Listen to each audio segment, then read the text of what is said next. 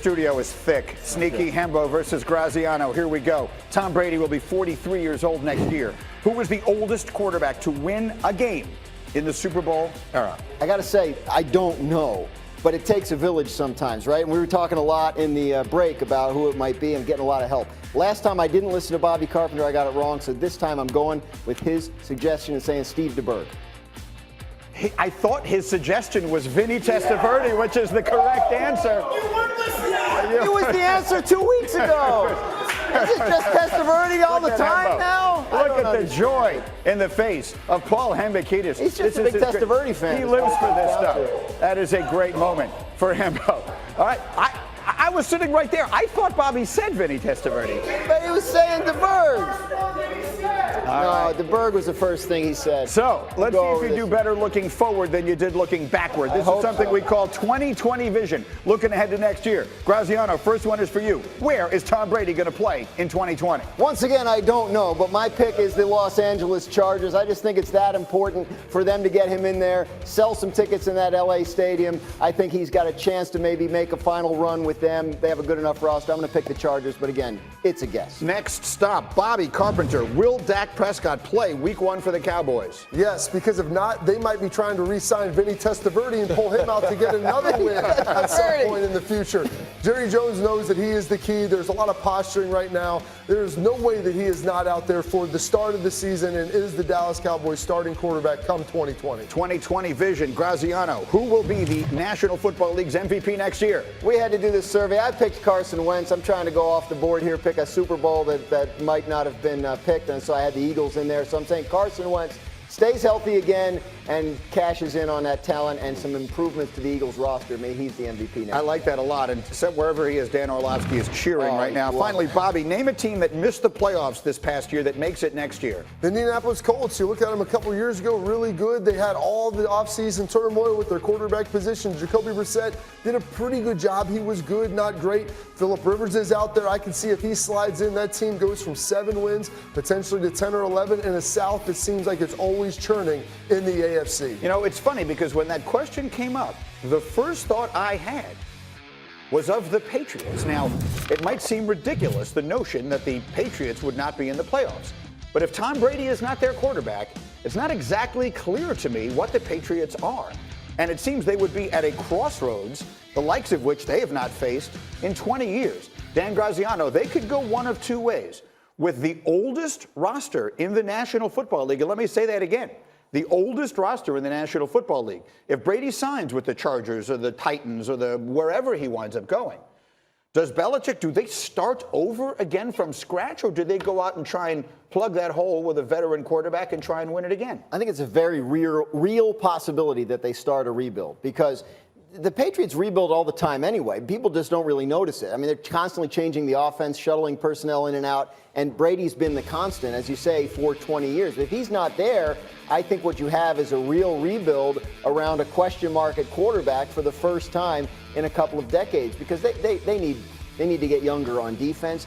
As we know, they need to get more pieces on the offensive side of the ball in terms of the skill positions. So I think if Brady doesn't come back, and possibly even if he does, the Patriots have to start thinking about the future and the long term with a lot of their moves. Now, Cliff, you played a good chunk of your career in Detroit. Yeah. And one of the possibilities that has come up here, based upon a variety of history, is the notion that the Patriots might try and trade for Matt Stafford.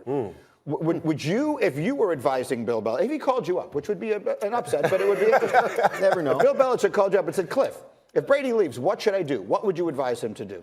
I don't think Stafford is a bad pick. Dalton is not a bad pick either. I just think the rebuilding for a 67-year-old or 60-year-old coach is completely different. Yes, they have a lot of turnover year in and year out, but the consistent piece was always Tom Brady. And now you throw Tom Brady out, now you got to bring another quarterback in from a different system. You kind of got to teach him the game all over again because coaching Tom Brady is completely different from coaching any other quarterback in the NFL because Tom Brady knows how to run everything. And you bring this new quarterback in, I don't know if Bill is up for this challenge at the age of 68. So you bring up 67, he'll be 68 at the start of the season. He's not Tony Dungy. He's not Bill Cowher. Bill Belichick, to me, is an NFL lifer. He will coach as long as his body is allowing him to do it. And the term rebuild gets thrown around a lot. I think it's going to probably be more like a retooling. I can see them going after Teddy Bridgewater. He's a veteran guy who's younger, who still has a long runway in front of him, and they slowly build this offense around him because I think he wants to coach into his 70s. He wants to win after Tom Brady leaves, and because of all those things, I think he doesn't want to ever bottom out and go 4-12. I think he's 55 away from Don Shula's record for wins. I think that's probably going to end up mattering 5 seasons for him as well. So yeah, it's not 5 seasons for him if Tom Brady's not there. It's not 5 seasons for anybody else. That's the point. Will the Patriots all of a sudden come back to earth without the greatest quarterback of all time? That really is the question. I agree with that. And also, I think the big piece as well is pride, right? Trying to show that you can do it without Tom would be a big thing as well, right? Because that's been the whole thing. They've been together for so long. Can one win without the other? So the pride piece of trying to rebuild and go with a younger quarterback and show that it was me and not Tom could possibly play a role as well. And let's not ever forget this. In 2008, without Tom Brady, he started the first game, tore his ACL. Right. They went 11-5. Correct. So it's not like this is unprecedented for him to have a season without that man at quarterback. They went 11-5 with Matt Castle. They missed the playoffs because the way the thing is structured sometimes does that. But they won games that year. All right, once again this year, we will have coverage from the NFL Scouting Combine at Lucas Oil Stadium, February 27th through the 1st of March. NFL Live will have reports that week on ESPN. NFL Network will have their usual full coverage as well. All of our coverage is also available on the ESPN app, so you can watch for a standout season last as a sophomore, 2019, posting the worst touchdown to interception ratio in the sport, and his team went 6-10.